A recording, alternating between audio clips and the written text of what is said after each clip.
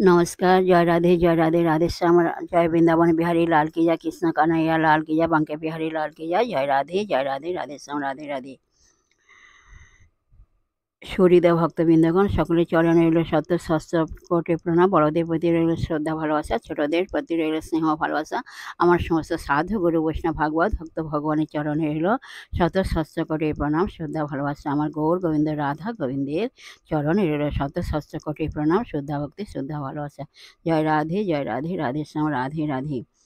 আজকের আলোচ্য বিষয় হলো কয়েকটি প্রশ্ন এবং উত্তরের মাধ্যমে মধুর অমৃতময় কথা আমরা শ্রবণ করব। রাধে রাধে। আসুন, এখন প্রশ্ন হলো, প্রহ্লাদ মহারাজ কত সুন্দর একনিষ্ঠ হরিভক্ত, কিন্তু তিনি অসুর কুলে জন্ম নিয়েছিলেন কেন?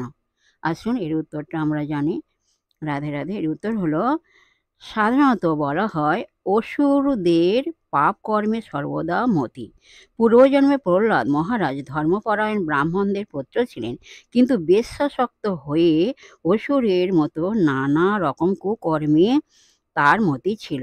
বনের মধ্যে এক বান্ধবীর সঙ্গে বেড়াতে গিয়ে নিজেদের মধ্যে চরিত্র বিষয়ে বিশেষ রকমের কলহ বেঁধে যায়, তাতে মনোমালিন্য ঘটে। অজ্ঞাতে সেখানে এক প্রাচীন মন্দিরের ধ্বংসাবশেষে সে পৃথকভাবে নির্জলা উপবাস করে সারা রাত জাগ্রত অবস্থায়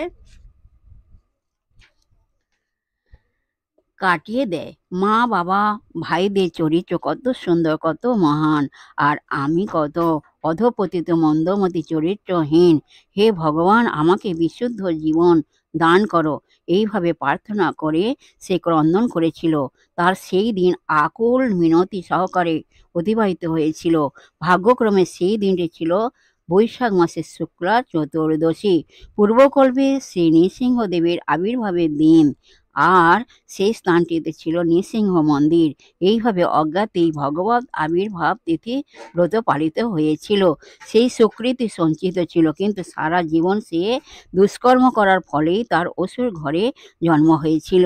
মাতৃ জঠরে থাকাকালীন সে শুদ্ধ নারদ মুনির কৃপা আশীর্বাদ লাভ করেছিল। ভক্ত সঙ্গ প্রভাবে সে শুদ্ধ ভক্ত নারদ মুনি কৃপা আশীর্বাদ লাভ করেছিল।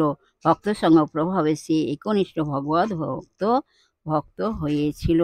জয় রাধে, রাধে শ্যাম, রাধে রাধে। জয় বৃন্দাবন বিহারী লাল কি জয়, কৃষ্ণ কানাইয়া লাল কি জয়। জয় রাধে, রাধে শ্যাম। আজের এখানে বিশ্রাম রাখলাম। বিশেষ সুহৃদয় ভক্তবৃন্দের প্রত্যেকের উদ্দেশ্যে বলছি, সবাই সুখে থাকবেন, শান্তিতে থাকবেন, আনন্দে থাকবেন। নিজ পিতামাতাকে দেখবেন, তাদের যেন কোনো অসুবিধা না হয় সেদিকে লক্ষ্য রাখবেন। আসুন, আমরা এখন মান অভিমানের পর্ব শেষ করে মনকে কাদা তালে এর মতো নরম করে, শিশুর মতো সরল করে, মনের মধ্যে অহংকার ত্যাগ করে আসুন আমরা এখন রাধার নাম কীর্তন করি। জয় রাধে, রাধে শ্যাম, রাধে রাধে। সখী সঙ্গে রূপের কথা কহিতেছিল বসে, হেন কালে বৃন্দাবনে বাজলো স্বামীর বাঁশি। সখীর সঙ্গে রূপের কথা কহিতেছিল বসে, হেন কালে বৃন্দাবনে বাজলো স্বামীর বাঁশি।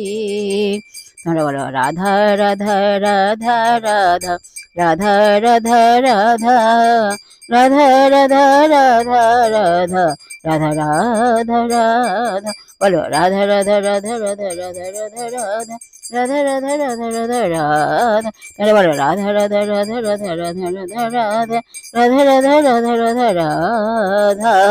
জয় রাধে, জয় কৃষ্ণ, জয় রাধে শ্যাম।